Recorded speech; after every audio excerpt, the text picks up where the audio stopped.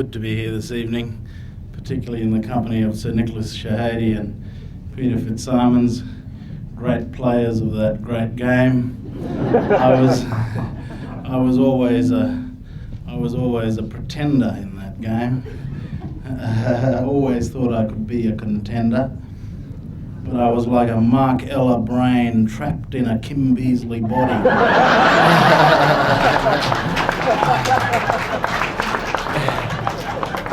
But anyway, I should start with Peter's words from a rally some time ago here in Sydney when he said, "If not now for reconciliation, then when?" I think it's important as we embark upon this very anxious debate over the next 6 months, very important for us to understand and accept that pastoral leaseholders in rural Australia have legal rights.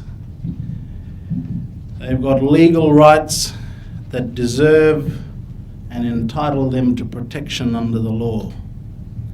That is no less than what was prescribed by the High Court of Australia in the Mabo and Wick decisions. Those rights are now held by them and they should not be traduced. Indeed, the position of the National Indigenous Working Group has consistently been in support of the confirmation of those rights and for those rights to continue to be held by those leaseholders. It's also important to appreciate, given that this debate will inevitably, in tabloid style, fall into one camp polarised against another camp, it's important to realise the Indigenous position in relation to mining and economic development. There has been no suggestion and no call from the Aboriginal side in relation to the need to damage the national economic interest in sensible, environmentally sustainable and socially responsible resource development. These are anxious issues that are at the heart of Aboriginal people who are involved in this debate as well. What we've sought to do from the Aboriginal side since the Wick decision came down and going back to the 1993 negotiations with the federal government is to endorse a balance. To endorse the kind of balance that was set out by the High Court's decision. Now, the High Court's decision in Mabo and Wick prescribed 3 simple proposals for peace in relation to this long-standing issue of land grievance. You see, this country had been singular in its denial of native title of all of the English colonies right across the globe. Mabo happened in the United States in 1823, New Zealand 1859, Asia and African colonies late last century, earlier this century. In Canada in 1971, they had their Mabo decision. And yet Australia had been singular in its determination to continue to regard the Aboriginal people as essentially legal animals, roving over the landscape, having not the humanity to call their traditional country their legal entitlement, their home.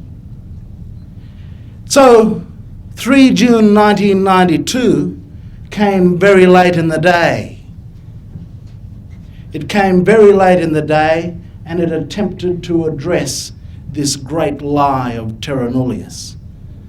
And there was no way that Australia could have held out for one day longer in the maintenance of that lie. So, the court was challenged with the proposition that we could not continue to sustain that lie. The Aboriginal people were here, and they still are here, and they were the owners of the land. And the High Court sought to reconcile that fact and that truth and that law with the fact that there had been 204 years of colonial accumulation of rights and 204 years of colonial dislocation and dispossession.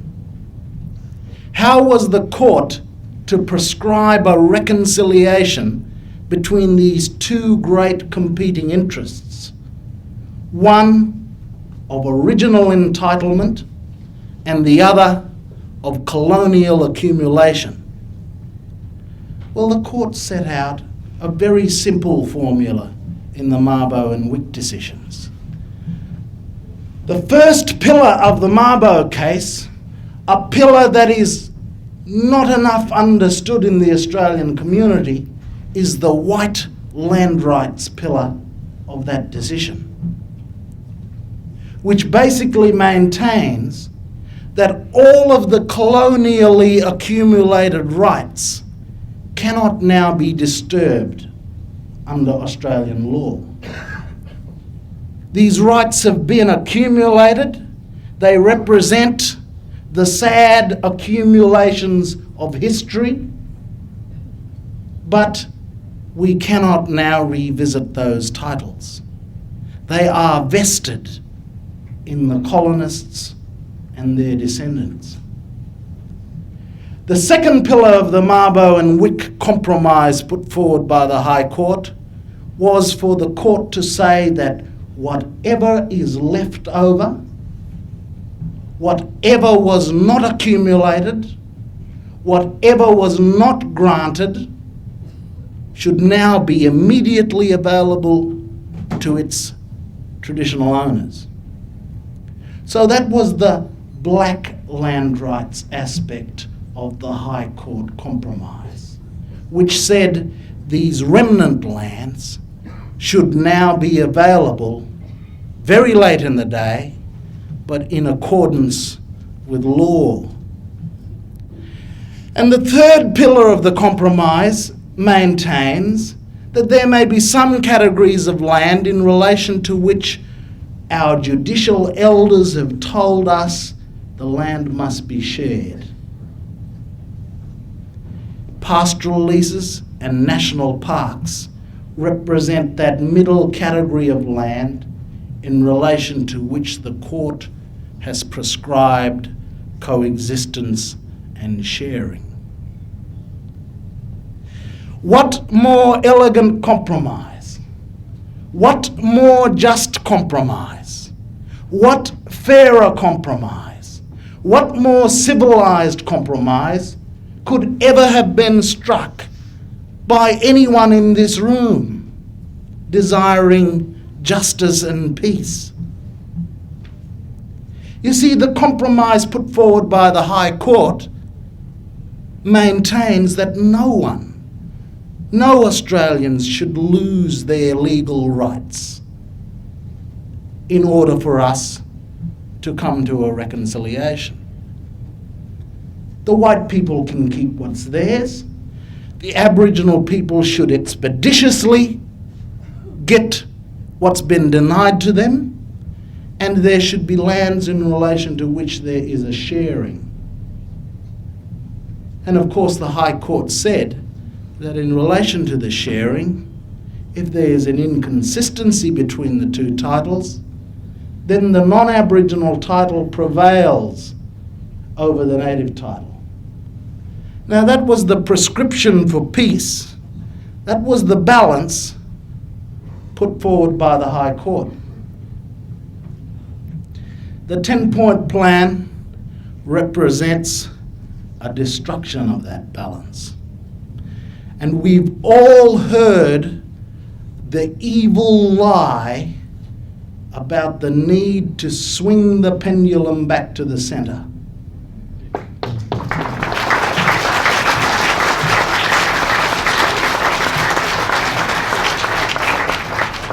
But all Australians know deep down in their hearts that this pendulum of which our national leadership speaks is a rigged pendulum.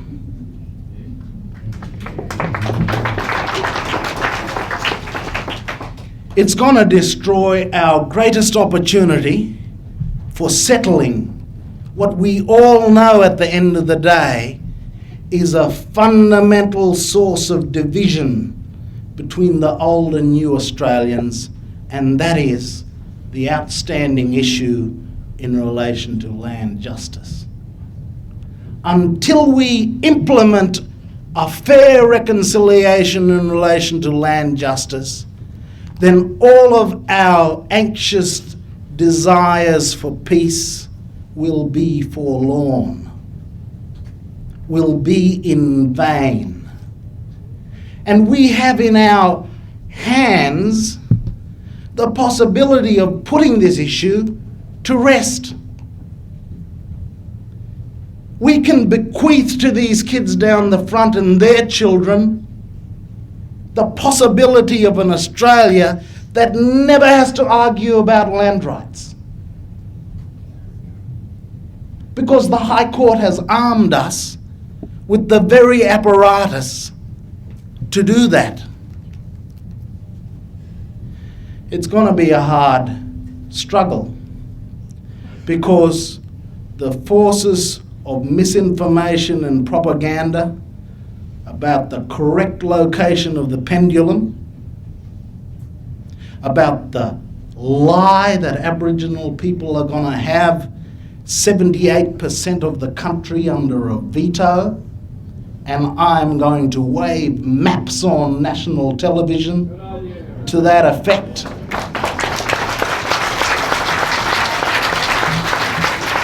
It is going to be very hard because these are mean times.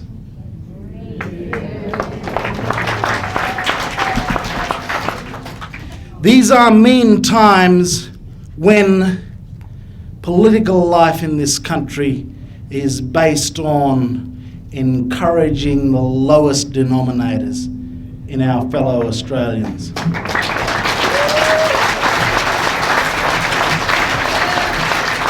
It is about urging our meanest streaks.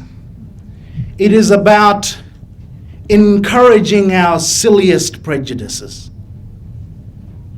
It is about assuming our lowest characters.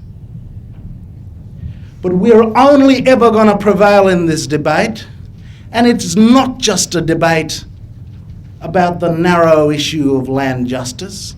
It's a debate about the tone of the country.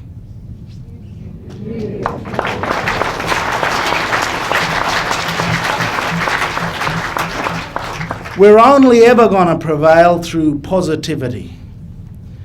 We're only ever going to win the argument as to why 2% of the most despised section of the Australian community should become part of the national life of this country, which is the promise that Mabo and Wick held out for us.